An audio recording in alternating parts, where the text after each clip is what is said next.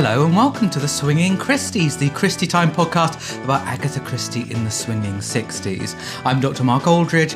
I'm a writer and a researcher and Agatha Christie historian, and my books include Agatha Christie's Marple Expert on Wickedness. I did have to think about it then. And I'm Gray Robert Brown. I'm a writer. I shamefully only speak one language, although we are going to rectify that today. How are you? I'm you good. Right? Yeah, we speak drag language as well. That's another Polari? Yeah, a little bit. We speak nonsense. We do. Fluently. I was saying to someone not long ago that I got an A for my GCSEs in Spanish and French and couldn't speak either of them. It's just like I learned them by rote. Same. You know, like, there's no way I could practically use them. Yes, the education I can sort of system read French, which does come in handy occasionally. Yeah. But that, I mean, I would never have a conversation with someone in No, French. it is a sign of how terrible our education system is, that, or just how little it prioritises those subjects, actually, which we're rectifying today. Yes. I do have it on record, though, Dr. Mark Aldridge, that you can't speak French, but you do let the funky music do the talking. Yes, that's very true. Yes, thank you very I couldn't much. resist. Today, we're going to be speaking to Mystery Steve, titles in translations. Isn't it amazing that his parents knew as soon as he was born what his interests were going to be? And they're like, what are we going to go? Were they hippies? He's Mystery. Middle name Steve. Steve, hi, welcome. Hi, thanks for having me. No, Lovely to be it's here. a pleasure to have you. I mean, you literally travelled the other side of the world specifically for the podcast, I did, right? absolutely. Never mind your parents, never Tens mind of kilometres friends. of miles. And, Yeah, further than you've ever gone, even for Eurovision. That's how Absolutely. important we are. Absolutely. What made you start? Because we started interacting when you started this, or before you started this project, actually. Yes, because I was already listening to Swinging Christies. Oh, And thanks. a few other pods led me to come up with the idea of my own of Yeah. doing something a bit different with languages and Christie. Yeah, which is brilliant. We love it. And we're really excited to have a sort of deep dive of the titles 59 to 70 today. But yeah, what was it that instigated the idea for you? I was mostly listening to other pods and thinking, how can I contribute to the conversation? What do I know about Christie that maybe isn't particularly covered or is occasionally referenced but not really covered? Yeah. And whilst learning languages, living in France and Germany particularly, a really easy way of expanding your vocabulary was to pick up a really simple novel. And so I picked up Christies while travelling in France and Germany. So I have a reasonably sized collection of Christies, my favourite ones, particularly in French. And then I thought there are differences. There are not so much in the plot, but in how do you convey references? How do you convey very British ideas? We know already that there are differences between the UK and the US in terms of titles. Sure. But that's an extra step when you're adding in a different language. Yeah. Do you remember there was a thing a few years ago that they discovered that in, I want to say Finland, that their translation of Dracula for like 100 years was actually not like our Dracula. Oh. But nobody, like, because when it had been translated back in the late 19th century, it was actually, I don't know, I guess they made it up or something, or they just... Well, there were, because there was, because copyright laws were different then, kind of non-existent. So there were a lot of pirated versions of novels. So maybe someone just translated a pirated version. Yeah. But it's funny you think that fascinating. maybe there are versions, like maybe somewhere in sort of, Estonia or something, that they've got a completely different "A Murder is Announced." And then one day someone's going to go, hey! Yeah. Well, that someone will probably be Steve. Because you're I mean, quadruple, not even, way more than quadruple lingual.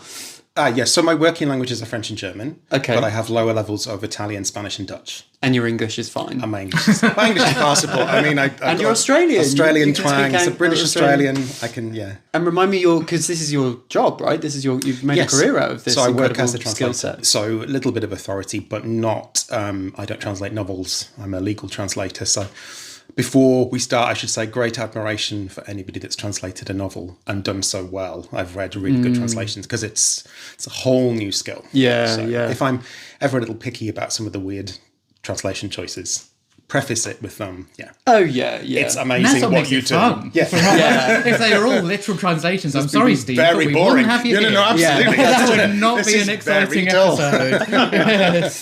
That is true. While we're swapping funny translation stories, I always tell the story, but Francois Sagan, Yeah. a French writer who is incredible and contemporary of Christie's and really should be wider read. And it's a travesty to me that only 3 of her novels, one of which she didn't approve because it's posthumous, so really only 2 are in print in English in this country. So you can only, if you're a fan like I am, you can only access the old ones by getting these 70s translations, these old sort of orangey paperbacks.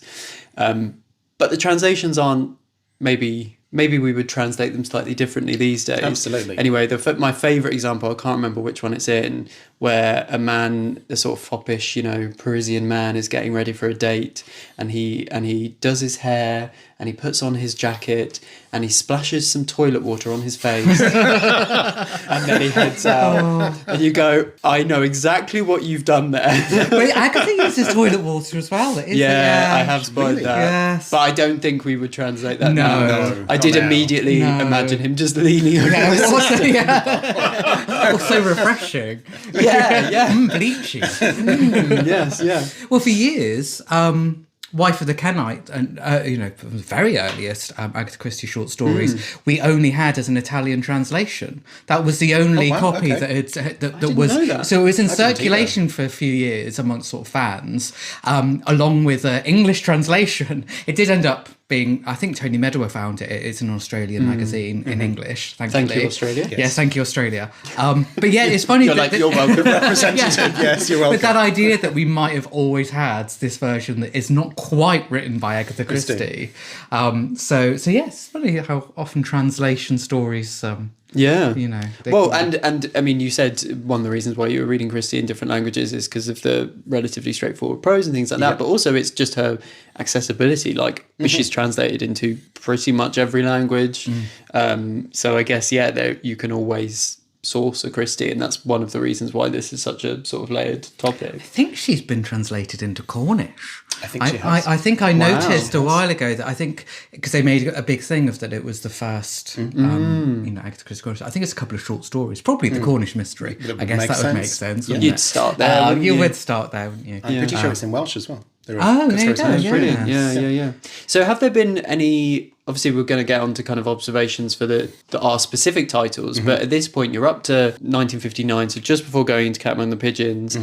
Are there any kind of wider observations that you've noticed as you've come through? Are there any particular language that you're like, yeah, they get their Agatha titles right? Or you find some languages will stay literal pretty much all of the time, unless there's something, maybe a quotation or a literary reference. Sure. Others love inserting Poirot or Miss Marple's name into the title. yes, and we've got a few of those coming up. on your list. Because then it makes sense. It foregrounds the character. Well, it's surprising how rarely, Agatha's books do it. I mean, Miss Marple, other than short stories, Precisely. I don't think Miss Marple's in any of her titles, for example. And we'll see there's a few coming up in the swinging 60s that do. Yeah. So that's one thing.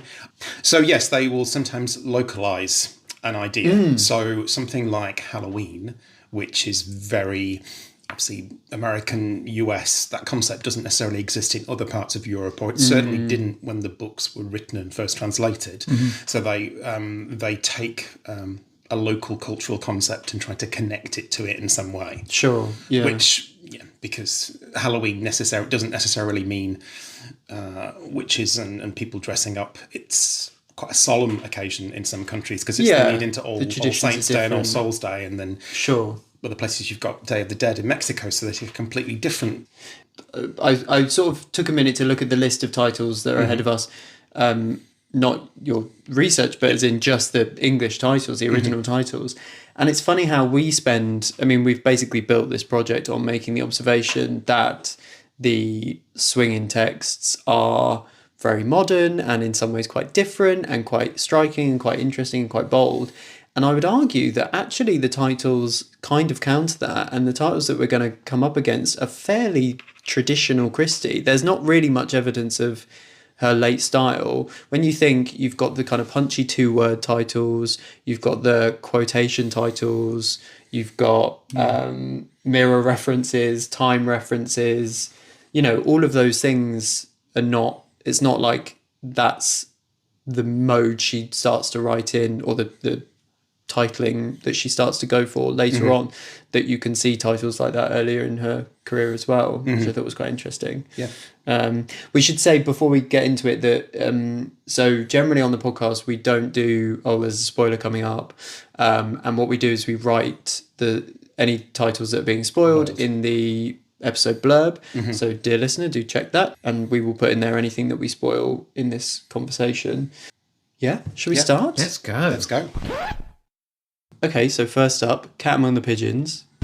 Cat Among the Pigeons is a Poirot novel about the murder of a games mistress at a girls' school from 1959. So mostly with Cat Among the Pigeons, we have a very literal translation because it's quite a simple, accessible title. And even if the idiom of putting a cat amongst the pigeons or setting a cat amongst the pigeons isn't necessarily conveyed in a foreign language, the idea of a cat and pigeons, there's conflict, there's tension, there's possibly murder. So even if that's not necessarily a saying, precisely, it's still kind of you can work it out. You know something untoward's going to happen to those pigeons if there's a cat next to it. And also you have one cat and multiple pigeons, so you have one character that's not as they seem, but nefarious. Yes, that's true. You pointed out that there's lots of dovecote. Yes, so if they don't mention pigeons specifically, they talk about the dovecote. And that's because apparently back in colonial Indian times, there was a pastime where they would put a wild cat in a pigeon coop, and then they would take bets on how many birds the cat could kill with a single swipe of its paw. Oh, God. Which apparently I didn't know that. I learnt that. So that's the origin. So that possibly explains why there's a reference to where the pigeons or the doves live. Thank goodness for television. Yeah. Honestly, put on the telly. But that's quite a few. I'm looking at your notes now. Lots of them. So German, Spanish, Danish, Norwegian, and Finnish have all gone with dovecote. It's also interesting because it's one of the Agatha titles that, although it absolutely works for that novel, obviously it was initially suggested for Audio by Innocence, and there are loads of others that you could say Cat Among the Pigeons applies to as well, where someone comes in and sets things up. So it actually doesn't particularly speak to that narrative, and yet these other translators have kept that idea. They haven't said murder in a girls' school or something. They've said, we'll keep Cat Among the Pigeons, which is interesting. I mean, you probably... Wow, here's a challenge to the listener. Is there any Christie title that you couldn't make Cat Among the Pigeons? Is there any story where you couldn't make Cat Among the Pigeons? But side note, but Russell T Davies tells that story about how the Radio Times bills one of his episodes as the Doctor saves the humans from the ambush or something like that. And he says there's not a single episode between 2005 and 2010 that you couldn't make that description work. Like, any story is about something disrupting something else. So realistically. But the Italian title is quite interesting. The Italian title I really can't quite work out. So it translates as macabre or gruesome quiz. They actually use the word quiz. The Italian don't mean word then quiz is test quiz. then? So it's like a school test? It could be. So that's my only potential understanding of it. Because obviously in the US you have... They call them pop quizzes, like a test in school. So maybe, but I generally can't. Or I wonder whether quiz in the sense of a game, because the two girls in the novel do initially see it as a little bit of a game. Yes, they do. Until things start turning nasty and the bodies start piling up. There's a point where it becomes more serious. So... Don't know. I don't understand if there's anybody Italian listening that could explain. Yeah, I know. But I think we do have a couple of Italian listeners. A couple of our friends who came to the festival last year were Italian. Yeah. So if you're listening, do let us know. Marco, if you're listening. And in Portuguese, that's an interesting one. Yes, so the two alternative Portuguese titles, one sticks with Cat Among the Pigeons and the other makes the Christies sound like a spy novel, a kind of like a hijinks jewel heist novel. It translates to Poirot and the Prince's Jewels. Yeah. I'm sorry, my smutty mind is just going, I don't think you could get away with Poirot and the Prince's Jewels. You really get Dean Monpappy when we've got a guest. You just lower your standards. I was honestly looking at you thinking he's going to snigger first. And you sat there, Do you know, honestly, maybe I've got an innocent mind that hadn't occurred to me even slightly as I was I'm terribly mature and it hadn't occurred to me either, Steve. It's just the smutty man between us. So I think moving swiftly on. So The Adventure of the Christmas Pudding and a selection of entrees. The Adventure of the Christmas Pudding and a Selection of Entrees is a collection of early short stories, including the titular The Adventure of the Christmas Pudding, or The Theft of the Royal Ruby, and The Mystery of the Spanish Chest, both of which were rewritten for publication in 1960. The individual storytellers are often different, and certainly in what we're going to look at now, the German originally only had 3 of the stories. Okay. Interesting. Okay, yeah, tell us And then about with Germany. subsequent, so Germany is the only one in the list that avoids any reference to desserts or Christmas or puddings or whatever. The story is actually called Ein diplomatischer Zwischenfall, which is a diplomatic incident. So the idea of Poirot being called in to investigate and secure the recovery of this gem, which has gone missing from a foreign Which is a little dignitary. bit like Sherlock Holmes. Very. Not so much in terms of the title, but it gives that sense of, that happens quite a lot in Sherlock Holmes stories, that you know, Holmes is called in to solve a diplomatic incident, something missing or something, you know, he's got to find out about. Does that collection still have Christmas Pudding and Spanish Chest? I think it only has Christmas Pudding and a couple of others, I Interesting. think. Because then it was subsequently expanded with the same title, Diplomatic Incident, but they added in the missing stories. So there were 2 publications, not many years apart. Yeah. I don't really know why they Some of the stories got lost in the post. And there are a few references in the 60s and 70s to European editions, like cheap editions, where they wouldn't do the full collection. So I think sometimes it's just like, well, the market wants a cheap Agatha Christie that maybe you could pick up at a train station rather than, you know, that it's same as magazine publications, you know, that's how lots of people would consume Agatha Christie, was not necessarily buying the novel, but it's in their Good Housekeeping. Absolutely. Or, you had to wait till next The month to Strand find out what happened next. Yeah. Yeah. That is interesting. The reason I ask about Spanish Chess is because in our sort of close reading of those stories for this project, one of the things that we noticed was that that both stories have that the way you enter the story is Poirot on a kind of mission in a way that he often was in the early short stories, and maybe that belies the fact that they are early short stories that are later expanded. But by this point, you don't really get that kind of idea of Poirot being like run by, you know, an oil company or the government or whatever it is. But a diplomatic incident does emphasise that angle of those 2 stories. Yeah. The Finnish title looks interesting. The Finnish title, oh my God, I apologise in advance for how I'm going to pronounce that. Se Kaliva Jilkorokka, I think is how it's pronounced. That's exactly how I would have pronounced it. And it's one of the few that it translates to adventurous dessert. So yeah, completely dropping any reference to Christmas. So it takes us out of the time period, which obviously diplomatic. Clearly, two words have just been literally translated from the title together. Adventure and pudding. Adventurous but dessert. to be fair, It's just some sort of thing that Agatha would say she had in her youth. We used to always have adventure pudding on the 3rd Sunday of May. But I mean, to be fair, the emphasis on dessert, which comes from the pudding in the title, does kind of fit the whole selection of entrees. Yep, you know, true. the selection of short stories being like a course of in a fancy meal. So, but yes, the dessert itself is not necessarily adventurous, unless of course by putting a jewel that's travelled far into the pudding. Good. The pudding then takes on the sense of having adventure. Well, it wouldn't be a very unfortunate adventure if you didn't realise the gem was in there. It's about an adventure to the toilet.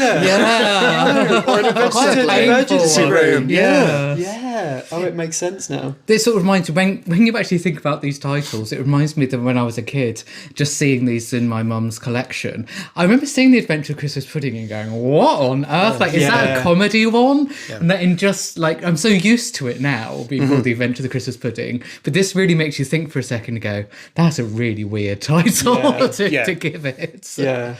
I just remember being thrilled, having read and loved Hercule Poirot's Christmas. I just remember being thrilled looking at my mum's spines going, oh yeah, there's another Christmas one. And then being quite disappointed that most of the book is not that Christmas story.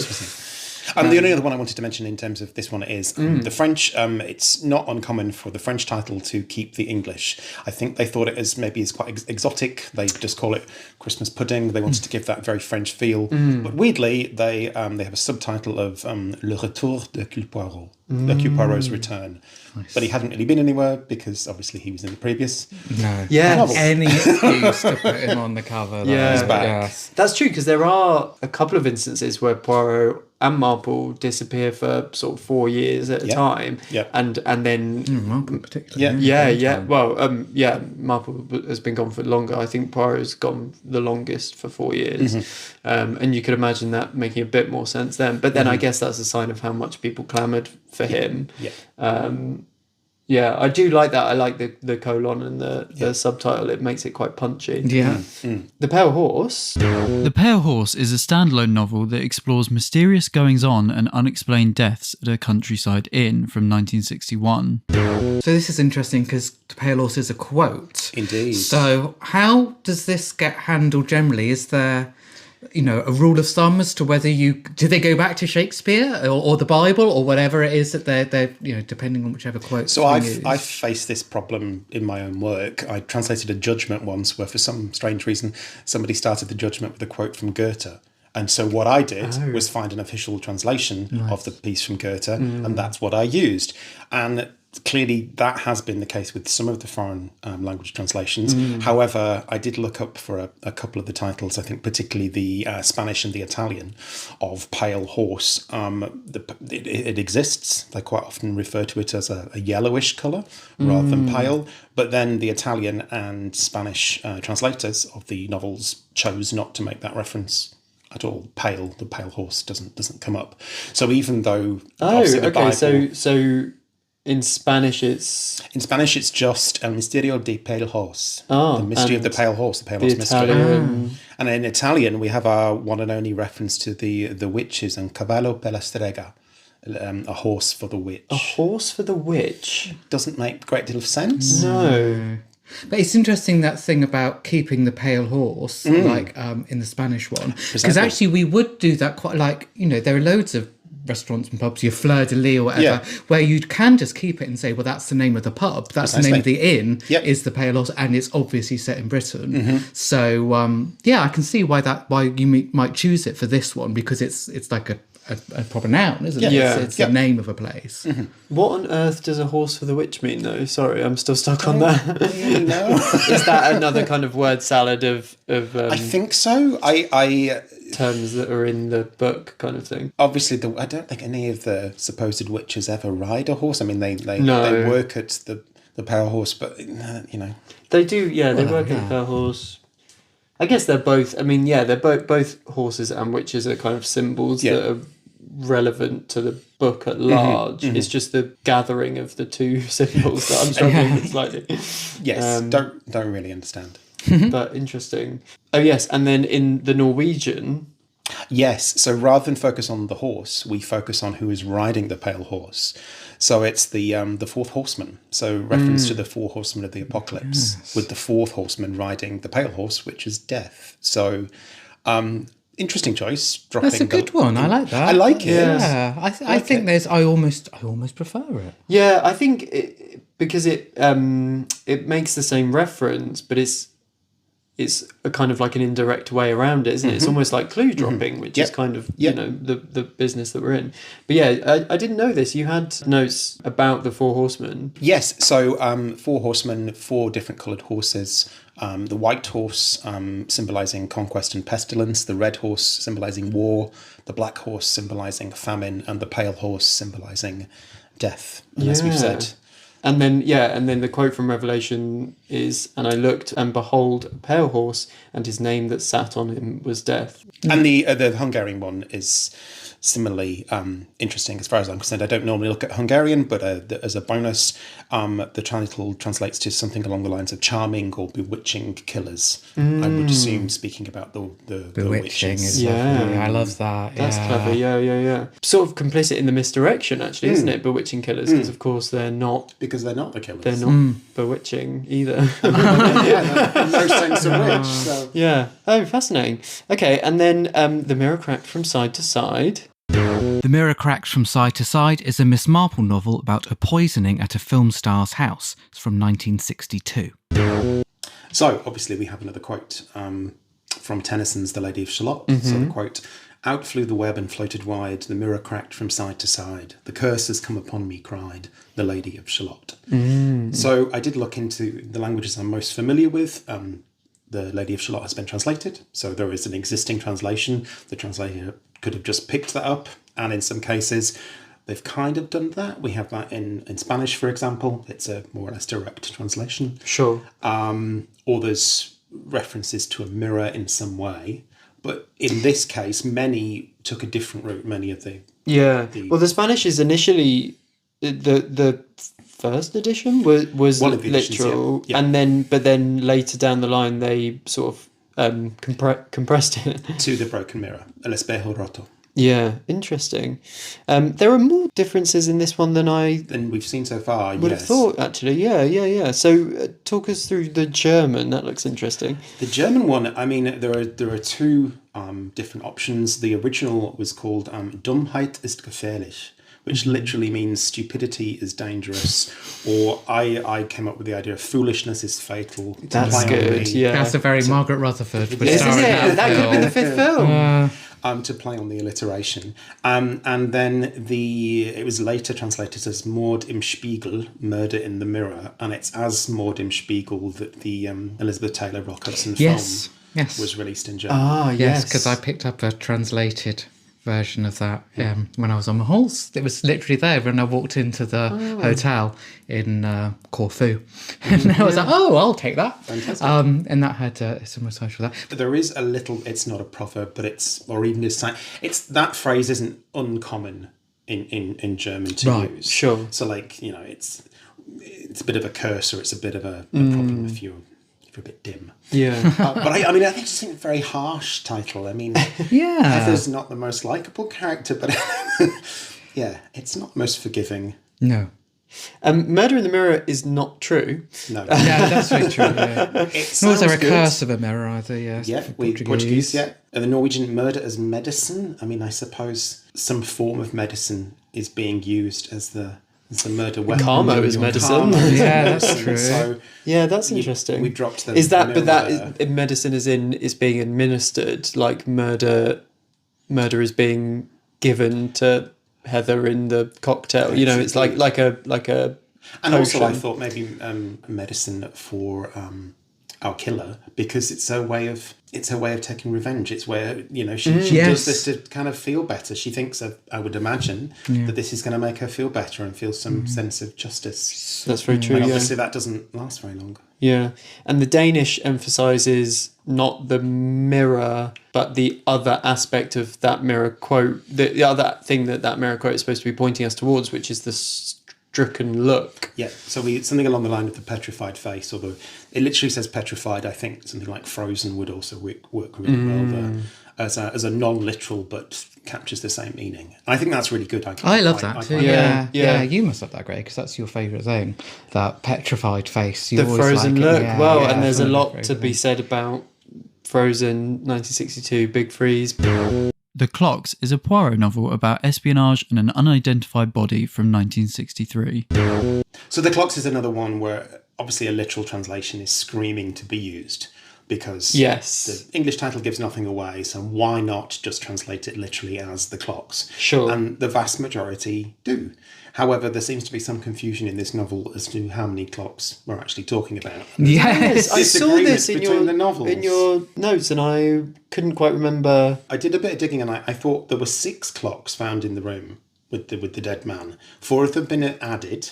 Then there's the grandfather clock, Right. and then there's the cuckoo clock. Yeah. So I make that 6. Yes. But at no point in any of the translations is 6 mentioned. We have a reference to 4 and a reference to 5. I mean, Guess the 5 is four just they wrong. added. The 4 makes sense because the 4 are added. Four But yeah, added. the 5 is one of the And Portuguese they're both titles. Portuguese. Poirot and the 4 clocks, and then later the 5 clocks. And I They think added one for a new edition. I think there was some distinction there between the Brazilian Portuguese language edition and the Portuguese language edition. Sure, yeah. I guess the clocks is so straightforward that there is a very easy literal translation in most languages. But maybe it's not very interesting. Maybe, yeah. But like I say, this is the point I was making about the 60s titles not being that much out on a limb for Christie. It's the same title as The Hollow in terms of structure and amount of words and the function it performs as a title, right? So it kind of makes sense as a Christie title. But the Danish is interesting. I quite like this one. Yeah. This translates to the hand points to murder. And the use of the hand, it's not a hand on the end of your arm, it's the hand of a clock. Clock hand, yeah. That really feels like an American title. Yeah. That is. So many There's so many steps steps to death. Yes, There we go. absolutely. Yeah. It's more interesting. It's a bit to pulpy, me. isn't it? It is, Like yeah. So Many Steps to Death. That's probably why it feels a bit American. The German title? Odd. So it's auf doppelte Spur. And doppelte Spur means a double lead or a double track or a double path. And I think the idea being that there are 2 separate crimes being investigated. Yeah, the 2 narratives that we're following. Interesting, really, but yes. there's also the crescent. Yes. There is essentially 2 crescents that back onto each other, isn't it? It's split in half, and that's why you get that thing where 19 and 61 The confusion between the gardens touch and absolutely. stuff. And Christie dedicates quite a lot of page time to, like, for example, Lamb getting to the end of one street and then having to turn and go down the other one and stuff. So yeah, that kind of works on multiple levels, which ultimately I guess is one of the things you want from a title, right? Is for it to be able to be applied to different aspects of the plot. Yeah.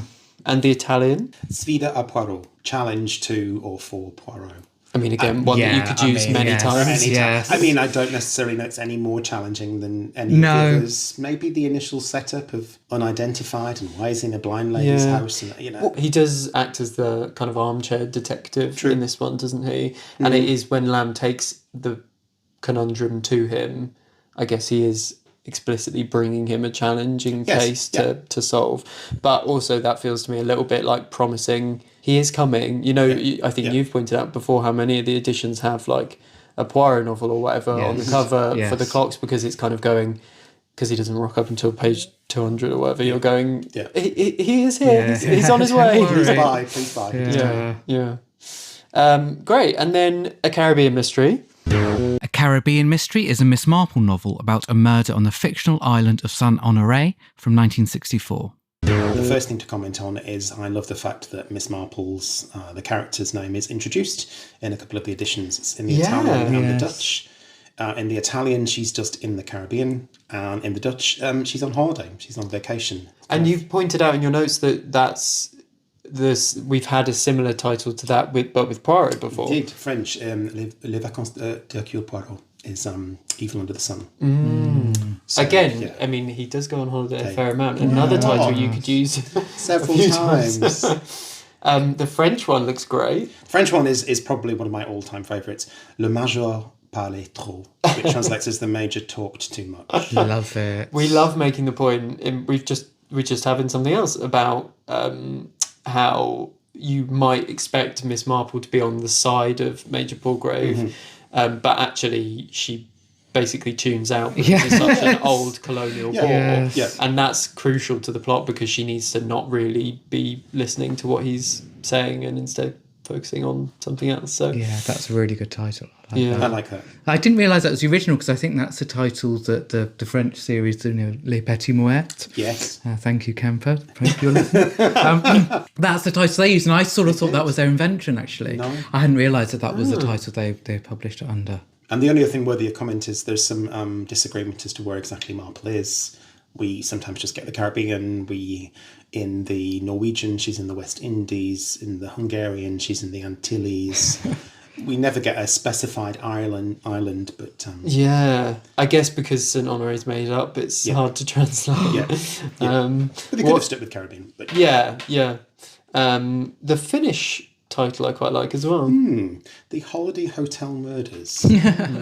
That feels a bit like an AI book. You would find that like on Amazon. In English it sounds like that. I'm sure in the Finnish it sounds much more beautiful. Well, it's also reminded me of the woman in cabin whatever and the Crime in Cabin 66. Giving the location on the holiday.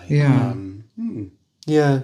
It just reminds me how the inspiration is Christie loving holidaying in Barbados. I think that's what it makes me think of, which is always nice. At Bertram's Hotel. At Bertram's Hotel is a Miss Marple novel set in a London hotel, which is not quite what it seems, from 1965. Yes. So the thing to talk about, which covers several of the novels, but I noticed it in Bertram particularly, is that you'll find the word crime or crime or a variation thereof, and it's quite often used as a substitute for the word murder. So crime, certainly in the French criminal justice system, it's the highest classification of criminal offence, which covers murder, but it will include other things like armed robbery or violent affair. But they don't tend to use the word meurtre, which is the direct translation of... So, for example, the most famous Murder on the Orient Express is Le Crime de l'Orient Express. So you've got a French reader, when they see crime, understands it's a violent offence. Interesting. Is meurtre quite sensitive? Is that why they sort of shy away from it? I think you would use it more commonly with a person, so outside our scope in Christie's, but it's Le Meurtre de Roger Ackroyd. But if you're talking about a murder... I see. So if it's a specific one, then you would say yes. That's interesting. But if it's in a location, or you're just talking about murder more generally, you have crime. But then I wonder why they went with Le Petit Meurtre. Well, I don't know. I don't know. Crime. The little maybe it's murders. changed over time. Maybe. Potentially. Yeah, that is interesting. And similarly, murder and mystery get interchanged in quite a few cultures and languages. You've got that in the Portuguese, right? Mystery, and we dropped Bertram's in one of the Portuguese titles. It's just at the Luxury Hotel. Mystery at the Luxury Just a Hotel. miscellaneous luxury hotel. Some luxury hotel. Why would you change it? It's a good title. It's an interesting title. But one language specifically does the Norwegian, and they focus on one of the more minor characters in the novel. It translates to the missing canon. See, that's weird because I think that's such a spoiler, because I think there's something really interesting about you following Canon Pennyfather. You're sort of going, why are we following him? And the fact that you know he's going to go missing, I think sort of ruins a lot of that setup, actually. The tension. Because I think quite often with these, you're not thinking too much about the title when you're reading it anyway, with mystery novels. No. So even if later on you'd realise it's a bit of a spoiler, it doesn't always matter. But for this, you would literally be reading it going, so this canon's going to be disappearing soon then. That is true. I think often when you're on the other side of the book, you might go, oh, I see that extra meaning in that title now. Like boomerang clue. Yeah. But you're right. Actually, I wouldn't have thought of that. But it is funny how because the critics of A Bertram's Hotel find it a bit woolly and the crime elements a bit partial. I completely disagree, but some people would. So I guess by pulling out the mystery of where the canon goes, that's kind of like trying to emphasise the more traditional whodunit elements of an otherwise more different style of novel for her, maybe. Great. Third Girl. Third Girl is a Poirot novel set in swinging London about a young woman who thinks she may have committed a murder, from 1966. So I think this falls into the category of trying to translate a concept that maybe existed in the UK that doesn't necessarily work in other cultures. So, for example, I think you're right. It's the shared rental accommodation situation, and an advertisement goes in the paper looking for a third girl to rent an apartment in London. And I don't, from as far as I'm aware, it doesn't quite exist in other countries in the same way. So they've, not mistakenly, but they've translated it as the third girl, la troisième fille, for example, in French. But it loses the suggestion, certainly for a contemporary audience, of it being to do with accommodation. Yes. some editions do erroneously call it the third girl. As my lovely partner James managed to track down for me, really? The Third Girl, Yeah. the original Fontana paperback called it The Third Girl. Well, hilariously, friend of the podcast, Nicola, I was talking to her the other day, and she's a big Christie fan, and she listens also, so hi, Nicola.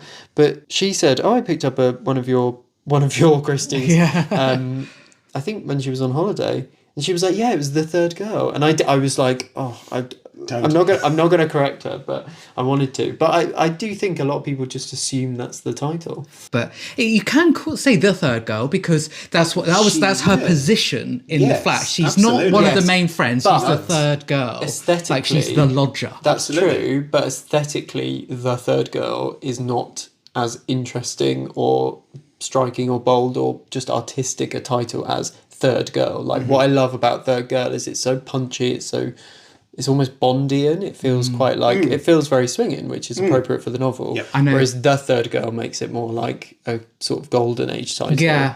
Well, David Morris from Collecting Christie, his theory is because it was the Seven Dials mystery. There was an edition of that accidentally removed the just before The Third Girl came out. So his theory is that because they got it telling off and saying, you've actually got that title wrong, it's The Seven Dials Mystery, that they were like adding the Halloween Party. Yeah, exactly. That endless night. Yeah.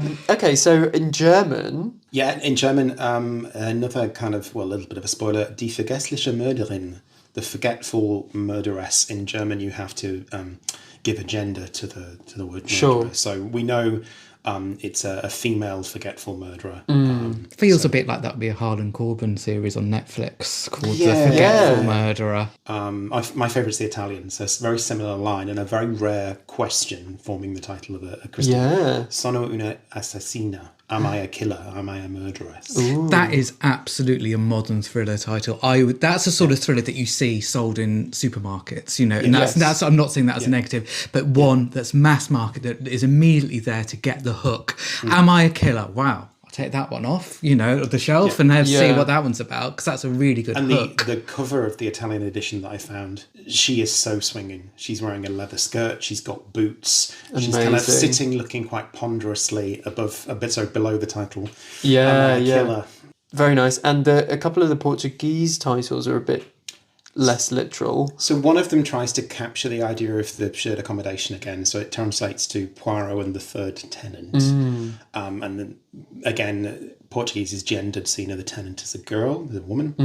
And the third alternative literally translates to suspicion, but it's interesting because that can also mean the suspect, because suspicion is a feminine word, and suspect that is a female suspect. So it doubles as it can either just be the noun or the suspicion or the female suspect. That's the same title that was used for the Hitchcock film Suspicion. Oh, I just wonder whether it was I'm not sure. maybe that was translated to something else. Sure. Obviously, that is adaptation as well. It's interesting that it's pleasing to see that all of them keep that emphasis on the third of the three girls. Yes. I thought we might see a slightly fudge title that's like The Three Girls or something like that. Yeah. But they will keep that specific emphasis on her. Yeah. Is she a murderer? Is she forgetful? Her specifically. I'd slightly wondered if we'd get any proper swinging London titles, like Murder in Chelsea or the fashionable girl murder or something. The miniskirt murder. The miniskirt murders. Oh, that's going to be your follow-up book. Endless Night is a standalone psychological thriller in which young couple Michael and Ellie are menaced by unusual happenings from 1967. Spoiler, this is my absolute favourite of the swinging 60s, so I'm particularly good taste. Happy about this. So we start, it's another quote, William Blake quote, every night and every morn some to misery are born, every morn and every night some are born to sweet delight, some are born to sweet delight, some are born to endless night. And so I was able to look at the languages I'm most familiar with. There are official translations of that poem, but interestingly again, some of the titles have chosen not to go with those. So Italian, for example, nota senza fine, is Endless Night. That's the official translation of William Blake's poem, but they take a very different tack, and they actually use the opening line of the novel as the title of the novel. I love that. Nella mia fine e il mio principio. In My End Is My Beginning is a different quote, which is T.S. Eliot, and I think it's one of those apocryphal tales, probably, but apparently it's what people claim Mary, Queen of Scots, said on her way to her execution. Oh, okay. So it has that sort of the grinding of fate. Right, okay. Which obviously feeling. works perfectly for the novel, and as Yes, you say, it's the yeah. opening line. It's the opening line. So, interesting choice. I don't, to my knowledge, know that that's ever happened before, where they've taken a different line from the novel and used that I guess as it's the not title. dissimilar to the Four Horsemen example with the Pale Horse, which Similar? is not looking. That went back to the same quote, but used a different bit of it, whereas this kind of goes to the other quote, which forms another pole of the book. The finish looks very striking. I don't know how it's pronounced, but it looks very striking. I'm going to go with Ikio. Oh, And okay. it's just one word, and that single word means endless night. So they have a concept They have a for concept a never-ending night. Possibly, I'm imagining, this is me extrapolating, because Because at various times of the year, literally have endless have an nights. endless night. Yes. They have an endless night. Wow, and how I- interesting. I can't think of another Christie title so short. Literally No? 5 letters. That's Yeah, very striking. So yeah, I do like that one. and the German as well. German, it's one of those, as you said before, when you look at the title in retrospect, you would maybe see a spoiler, but on picking it up and Yes. first reading it, you wouldn't see it. So it's Mord nach Maß, which I translated as made to measure murder, or murder made to measure. So again, you've got the alliteration. Interesting. Yeah. And the idea of everything being pre-planned, preconceived. It's a But also massive plot. putting murder in the title, because you Yes. really don't know there's going to be one No. for a lot of Endless Nights. Well, no, and I wonder if that, we were saying how culturally specific and fascinating that Finnish title is, but I wonder if they already have a concept of a long night, which is literally about the long endless nights, then does that take it even further away from this is a book with a murder in it? Do you know what I mean? In terms of presentation, the German doesn't have. The Polish one looks interesting as well. Night and Darkness. So possibly could be applied to others, but yeah, your spooky suggestion, a bit disturbing. The darkness in people as well. The darkness in Mike. Yeah. Interesting. Staying on a spooky and dark theme, as we do for the rest of the books in this decade now. We sure do. By the Pricking of My Thumbs. By the Pricking of My Thumbs sees Tommy and Tuppence return to investigate a mystery at a nursing home from 1968. So another quote, this time Shakespeare, Act 4, Scene 1 of Macbeth. The second which says, by the pricking of my thumbs, something wicked this way comes. And obviously because it's Shakespeare, it's been translated into virtually every language. So again, there is a source text waiting to be plundered for a title. But again, virtually none of the languages do it. They decide not to. They try things with thumbs, which don't quite work. Wow, So yeah. in Italian, for example, it translates, I feel like an itching in my thumbs, I feel like a prickling in my thumbs, which is a direct translation kind of by the pricking of my thumbs, but it's not. But it's removing it it's from that removing it Shakespeare from the reference. Shakespearean quote. And same with My Little Finger Told Me. Now, mon petit doigt m'a dit is a phrase that's used in French in a couple of different ways. It's when you're conveying something that's a rumour, but you don't want to reveal the source. So my little finger told me. That's one meaning. A little birdie birdie told me. Birdie told me. And it can also mean, mon petit doigt m'a dit, that you have that inkling about something, but you've got no concrete evidence, which is closer to the by the pricking of my thumbs. Okay, So that it works also in both does work ways. for the book, because for a long time Tuppence is following this thread that really seems to not be going anywhere and is quite abstract for a lot of the book. I love the German one. I just think that is yeah. It's a cracker.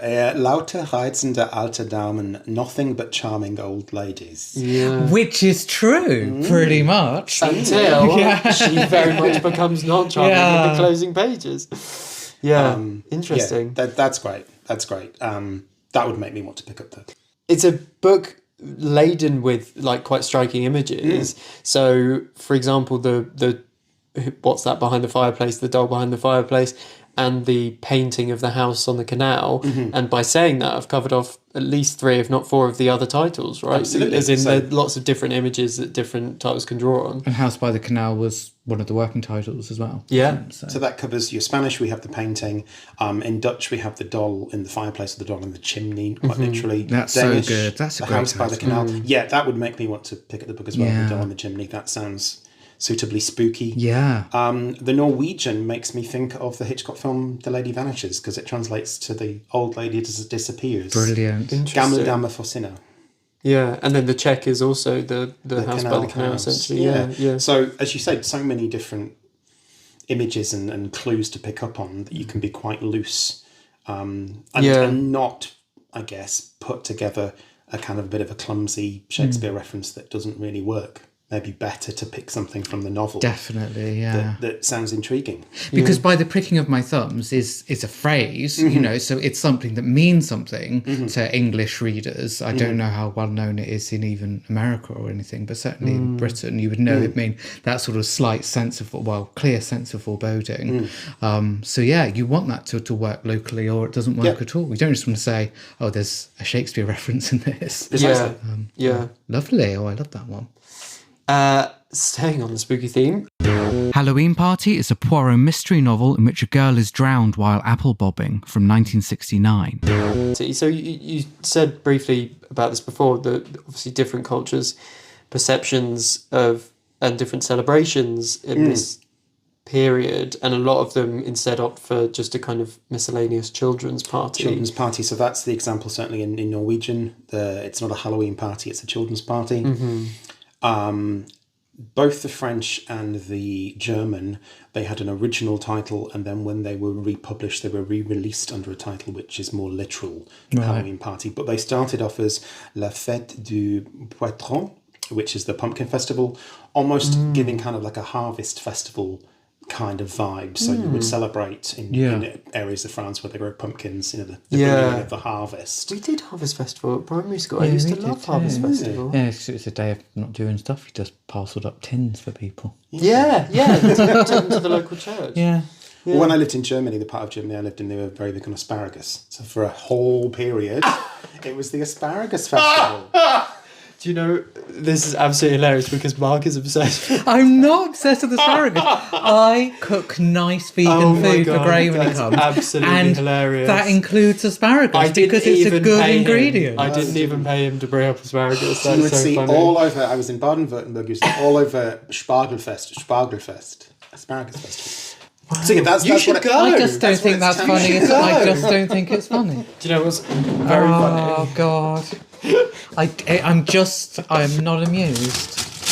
Oh, do you have asparagus? Yeah, because it's a very versatile vegetable that you can put in lots of nice vegan food. But I didn't get if it you're out. kind like me. I didn't get it out for the buffet that I laid out for you both, though, did I? Because No. I thought that would be too much. That would be too much. Yeah.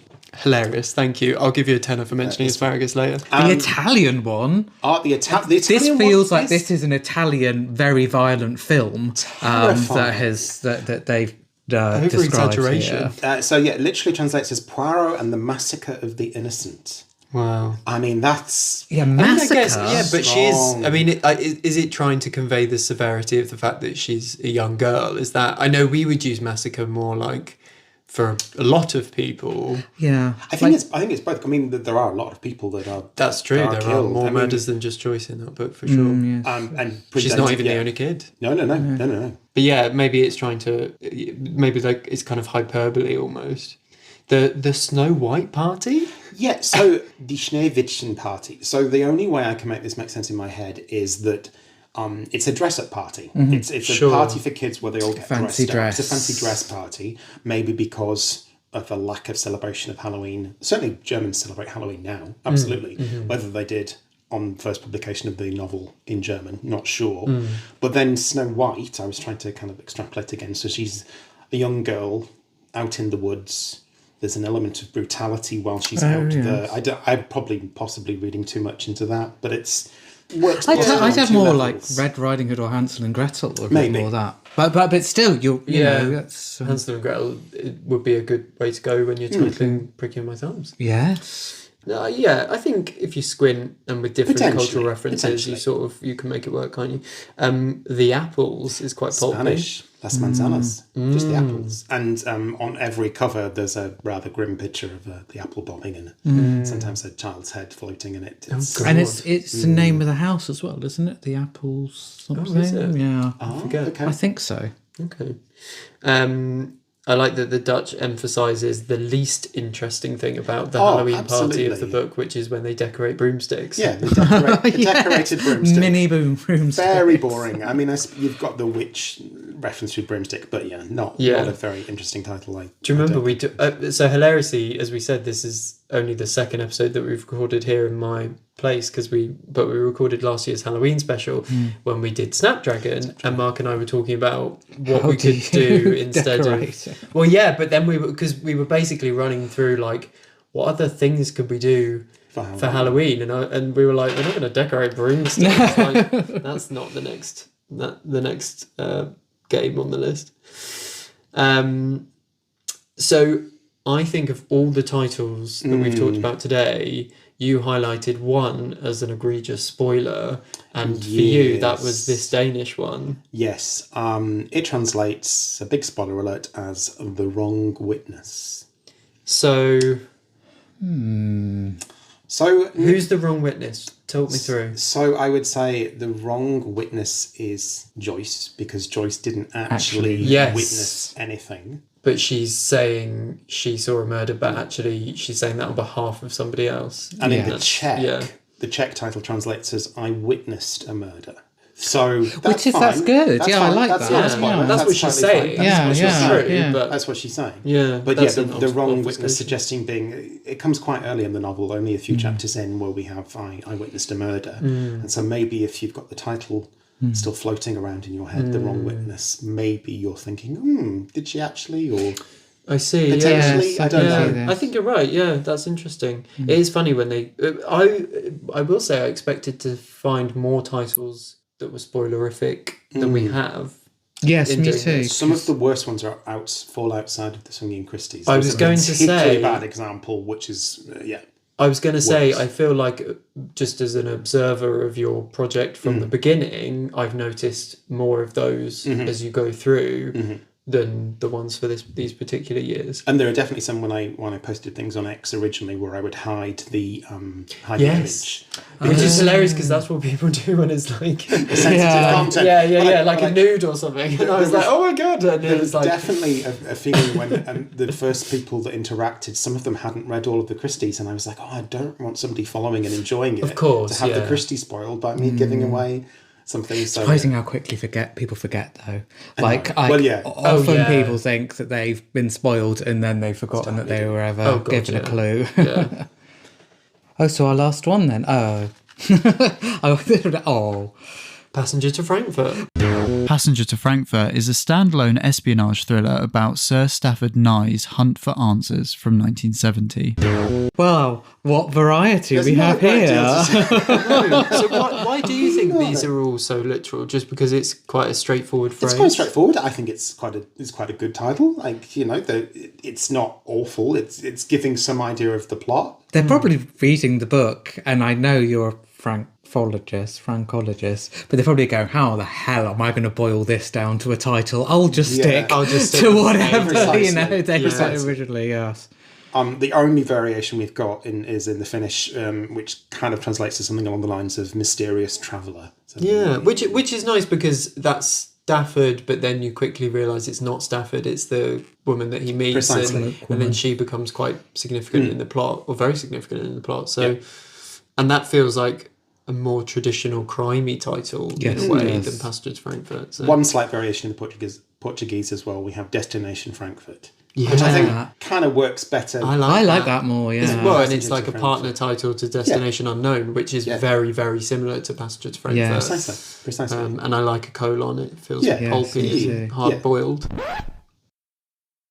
thank you so much. Thank you, Steve. Really coming and interesting. speaking to us. We've been educated today. Yeah, It's we really nice, have. isn't it? Well, I also think, like, genuinely, I mean, I don't want to be a downer, but it feels at the moment, we were talking before about how it feels like in a lot of countries at the moment, there's a lot of resistance to embracing different cultures and different and understanding and coming together and talking about differences rather than and instead sowing division. So it's really nice to kind of take a properly holistic approach to this topic, and we want to continue to do that. So thank you for bringing very the welcome. insight. Thank you, Steve. Thank you for having me. Yes. Not at all.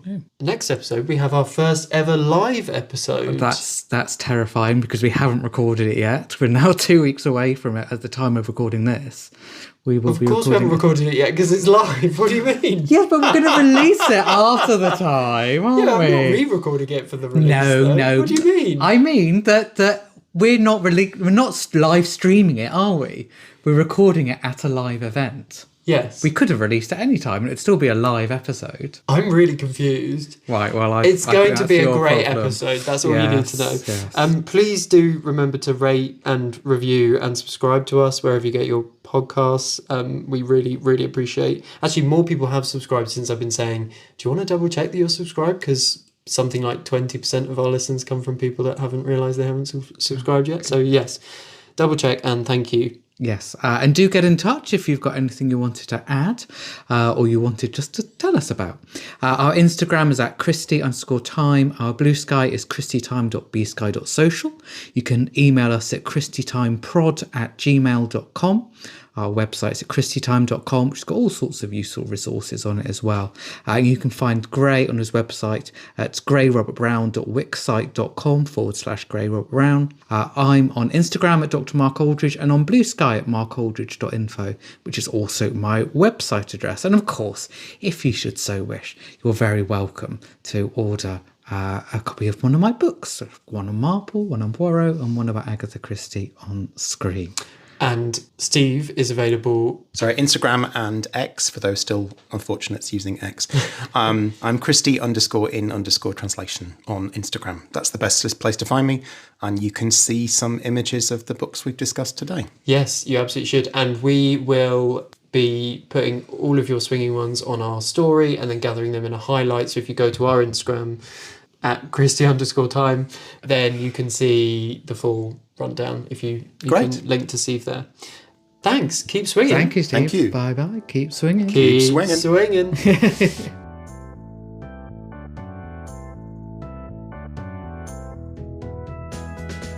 Merci beaucoup de nous avoir écoutés. Vielen Dank, dass Sie bei uns waren. That was me saying that, not Steve. I'm multilingual now. Thank you. The Swinging Christies is a Christie Time project by Dr. Mark Aldridge and Gray Robert Brown. This episode was recorded on the 6th of September 2025. Our artwork was designed by Bartlett Studio and our music is by Dar Golan. Yeah? Mm-hmm. As per? No worry, we'll just go through it and we do a lot of editing. Okay, afterwards. Anyway. The royal way. I bring the equipment. Yeah. Okay.